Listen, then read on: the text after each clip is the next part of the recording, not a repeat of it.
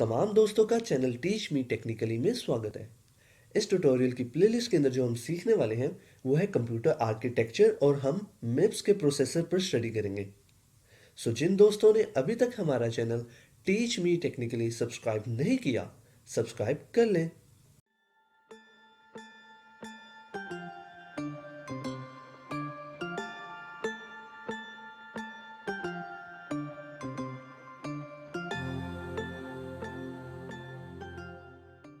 So let's start. आज के इस लेक्चर के अंदर हम ये देखने वाले हैं कि हमारी जो आर टाइप इंस्ट्रक्शन है मिप्स के अंदर उसका डेटा पाथ क्या होगा। सो फर्स्ट ऑफ ऑल हम ये देखते हैं कि हमारे पास फॉर्मेट क्या था आर टाइप इंस्ट्रक्शन का।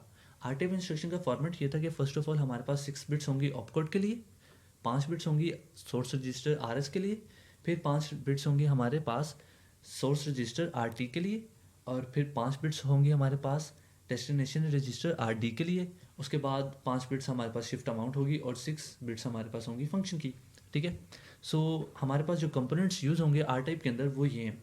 नंबर 1 है रजिस्टर फाइल। सो रजिस्टर फाइल के बारे में मैंने आपको पिछले लेक्चर्स के अंदर बता दिया था कि इसके अंदर फॉर्मेट क्या है कि हमारे पास एक रीड रजिस्टर होता है, दूसरा रीड रजिस्टर होता है, एक राइट रजिस्टर होता है और यहाँ पर हमारे पास डाटा होता है। ठीक है। इसी तरह फर्स्ट रीड रजिस्टर की जो वैल्यू होगी वो यहाँ पर आउटपुट होगी और सेकंड रीड रजिस्टर की जो वैल्यू होगी वो यहाँ पर आउटपुट होगी। ठीक है। सो एक्चुअल में जो 5 बिट्स जा रही हैं वो एक्चुअल में वो वाली बिट्स होती है जो यहाँ पर लिखी होती हैं। ठीक है। सो आर एस वाली बिट्स ये यहाँ पर आ जाएंगी, आर टी की बिट्स यहाँ पर आ जाएंगी, आर डी की जो भी बिट्स होंगी वो यहाँ पर आ जाएंगी। ठीक है। अब हमारे पास जो सेकंड कंपोनेंट है वो है अरिथमेटिक एंड लॉजिक यूनिट। अब अरिथमेटिक और लॉजिक यूनिट क्या होता है कि हमारे पास दो इनपुट्स होती हैं।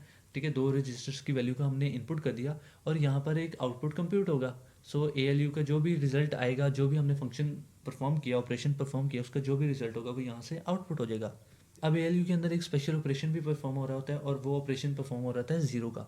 जीरो का ऑपरेशन एक्चुअल में होता ही है कि हम दोनों वैल्यूज़ को सब्ट्रैक्ट करते हैं, दोनों वेरिएबल्स की वैल्यूज़ को, और अगर दोनों वैल्यूज़ सेम आती हैं तो ये जो जीरो फ्लैग हमारा यहाँ पर बना हुआ है उसकी वैल्यू 1 हो जाती है और ये फ्लैग इंडिकेट कर देता है कि हमारी जो उनसे दोनों वेरिएबल्स की वैल्यू है वो सेम है।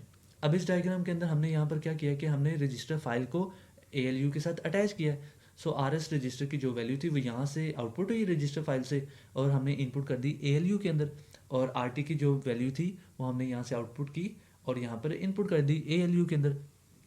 और इसके बाद क्या हुआ, हमारे पास एक रिजल्ट कंप्यूट हुआ। जो रिजल्ट कंप्यूट हुआ हमने उसको निकाला यहाँ से बाहर और उसको हमने राइट डाटा के अंदर रख दिया। क्योंकि मैंने आपको लास्ट लेक्चर में बताया था कि राइट डाटा के अंदर एक्चुअल में हम क्या करते हैं, हमारे पास फर्स्ट ऑफ ऑल यहाँ पर एक राइट रजिस्टर आता है। ठीक है। आर डी, और आर डी का यहाँ पर नंबर आ गया, रजिस्टर नंबर। सो उसके बाद क्या होता है कि हम राइट डाटा के अंदर वो डाटा लिखते हैं जो हमने आर डी के अंदर सेव करवाना है। सो हमारा जो भी डेस्टिनेशन रजिस्टर होता है उसके अंदर वो वैल्यू जाके सेव हो जाती है।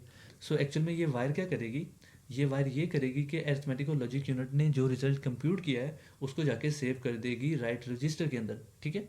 इन केस हमारा जो राइट का यहाँ से रजिस्टर राइट का फ्लैग है वो ऑन है। ठीक है। तो अगर रजिस्टर राइट का फ्लैग ऑन नहीं है और वो ऑफ होगा, सो हमारे रजिस्टर जो राइट रजिस्टर है उसके अंदर कुछ भी नहीं लिखा जाएगा। अब हमारे पास आता है ये पाथ कि हमारा डेटा पाथ क्या होगा आर टाइप की इंस्ट्रक्शन का। सो फॉर एग्जांपल हम लेते हैं कि हमारे पास इंस्ट्रक्शन थी ऐड की। So add R D comma R S comma R T. So जैसे कि हमने लास्ट लेक्चर्स के अंदर पढ़ा है कि हमारे पास इंस्ट्रक्शन का फॉर्मेट ये होता है कि फर्स्ट ऑफ ऑल हम इंस्ट्रक्शन का नाम बताते हैं कि कौन सी इंस्ट्रक्शन है, उसके बाद हमारा आता है डेस्टिनेशन रजिस्टर, फिर आता है सोर्स रजिस्टर आर एस और फिर आता है source register R T. R T L के अंदर ये कमांड इस तरह से लिखी जाएगी और इस कमांड के अंदर हम क्या कह रहे हैं कि हमारे पास जो आर टी रजिस्टर है हमने उसकी वैल्यू को गेट करना है। ठीक है। और आर एस रजिस्टर है उसकी वैल्यू को गेट करना है और दोनों की वैल्यूज़ को ऐड कर देना है। जो हमारे पास रिजल्ट कंप्यूट होगा हमने क्या करना है, सो जो आर डी रजिस्टर की वैल्यू है उस वैल्यू को ओवरराइट कर देना है और उधर जाकर वो रिजल्ट सेव करवाना है जो यहाँ पर है। सो अब हम देखते हैं कि इसका डेटा पाथ क्या होगा। सो फर्स्ट ऑफ ऑल हमारे पास ये है रजिस्टर फाइल, और जैसा कि मैंने आपको बताया था कि यहाँ पर जो फर्स्ट रीड रजिस्टर आता है वो होता है आर एस। सो हमने क्या किया, यहाँ से कमांड से आर एस की वैल्यू को 5 बिट्स ली और यहाँ पर अटैच कर दी वायर। अब क्योंकि ये ऐड इंस्ट्रक्शन है और दूसरा जो हमारे पास सोर्स रजिस्टर है वो है आर टी, तो हम क्या करेंगे आर टी की वैल्यू को यहाँ से लेंगे और सोर्स रजिस्टर 2 के अंदर हम उसको लगा देंगे वायर को। अब उसके बाद हमारे पास है थर्ड रजिस्टर जो कि है डेस्टिनेशन रजिस्टर। क्योंकि ऐड के फॉर्मेट के अंदर जो फर्स्ट रजिस्टर होता है वो डेस्टिनेशन रजिस्टर होता है, तो हम ये करेंगे जो आर डी की वैल्यू होगी उसको यहाँ पर राइट रजिस्टर के अंदर लिख देंगे। जो हमारे पास लास्ट स्लाइड के अंदर ये राइट रजिस्टर था उसकी जगह पर हम क्या करेंगे कि आर डी की वैल्यू को लिख देंगे। सो हम क्या करेंगे, यहाँ से एक वायर कनेक्ट कर देंगे राइट रजिस्टर के अंदर। अब जैसा कि आप जानते हैं कि हमारे रजिस्टर फाइल के अंदर क्या होता है कि दो आउटपुट्स जाते हैं। एक होता है आर एस की जो वैल्यू है वो यहाँ से आउटपुट होगी, और एक होगी आर टी की वैल्यू, वो यहाँ से आउटपुट होगी। सो हमने क्या करना है, हमने इन दोनों की वैल्यूज़ को ऐड करना था।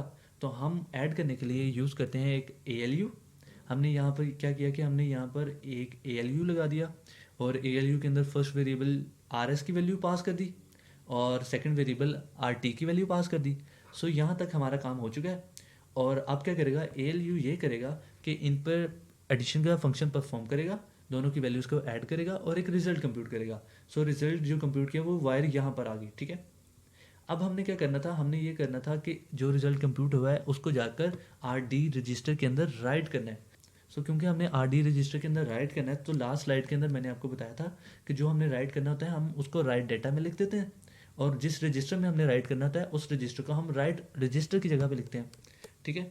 सो यहाँ पर आप देख सकते हैं राइट रजिस्टर कौन सा है, आर डी, और जिस वैल्यू को हमने राइट करना था हमने यहाँ से जो रिजल्ट कंप्यूट हुआ उसको लेके गए और राइट डेटा के अंदर उसकी वायर को अटैच कर दिया। सो इस तरीके से क्या हुआ कि हमारा जो ऐड का ऑपरेशन है उसका डेटा पास बन गया, और हमने देखा कि किस तरह से हम ऐड की कमांड को ऑपरेट कर सकते हैं। सो अब मैं लेक्चर को समराइज करता हूँ। हमारे पास यहाँ था आर टाइप का फॉर्मेट, और आर टाइप के फॉर्मेट में था opcode R S, R T, R D और शिफ्ट अमाउंट और फंक्शन। हमने इंस्ट्रक्शन एग्जीक्यूट करनी थी ऐड की, और ऐड की जो इंस्ट्रक्शन की आर टी एल है वो है ये। और आर टी एल क्या कह रही है कि हमने आर एस और आर टी की वैल्यूज़ को गेट करना है, रजिस्टर की वैल्यूज़ को, ठीक है, रजिस्टर नंबर को नहीं बल्कि उसकी वैल्यूज़ को। और हमने क्या करना है, आर डी रजिस्टर के अंदर जाके उस वैल्यू को सेव करवाना है। सो हमने क्या किया, फर्स्ट ऑफ ऑल हमारे पास सोर्स रजिस्टर, क्योंकि कमांड के अंदर आर एस है, सो हमने first source register R S लगा दिया। सेकंड सोर्स रजिस्टर जो हमारे पास है आर टी है, हमने आर टी को यहाँ पर अटैच किया। हमारे पास जो डेस्टिनेशन रजिस्टर था जिसके अंदर हमने कुछ वैल्यू सेव करी थी वो थी आर डी। सो हमने आर डी को यहाँ पर लिख दिया राइट रजिस्टर के अंदर। अब उसके बाद क्या हुआ, क्योंकि ये हमारी रजिस्टर फाइल है, तो रजिस्टर फाइल का काम ये होता है कि जो हम सोर्स रजिस्टर नंबर देते हैं वो एक्चुअल में उस सोर्स रजिस्टर नंबर पर जो वैल्यूज़ पड़ी होती है, जो सेव होती है उस रजिस्टर के अंदर, वो वैल्यूज़ को आउटपुट करती है, ठीक है। सो यहाँ से आर एस की वैल्यू आउटपुट होगी और आर टी की वैल्यू आउटपुट होगी। हमने क्या किया कि हमने एडिशन परफॉर्म करनी थी, तो हमने ए एल यू के अंदर उन दोनों वैल्यूज़ को इनपुट करवा दिया। ए एल यू ने क्या किया, एडिशन परफॉर्म की, और एडिशन परफॉर्म करके एक रिजल्ट कंप्यूट किया, क्योंकि हमने वो वैल्यू को आर डी के अंदर सेव करवाना था, और आर डी हमने यहाँ पर राइट रजिस्टर के अंदर लिख दिया हुआ है। तो हम क्या कहते हैं, राइट डेटा के अंदर ये वाली जो वैल्यू हमारे पास कंप्यूट हुई है उसको लगा देते हैं, उस वायर को अटैच कर देते हैं। सो इस तरह से हमारा जो रिजल्ट कंप्यूट होगा वो जाकर आर डी रजिस्टर के अंदर सेव हो जाएगा, और फाइनली हमारा जो डेटा पाथ था आर टाइप इंस्ट्रक्शन का वो कंप्लीट हो चुका है। सो फ्रेंड्स, मुझे उम्मीद है आपको आज का लेक्चर समझ आया होगा। मजीद वीडियोस के लिए चैनल टीच मी टेक्निकली को सब्सक्राइब करें, वीडियो को लाइक करें, और अगर आपका कोई भी क्वेश्चन है तो कमेंट बॉक्स में कमेंट लाजमी करें। Thanks for watching friends.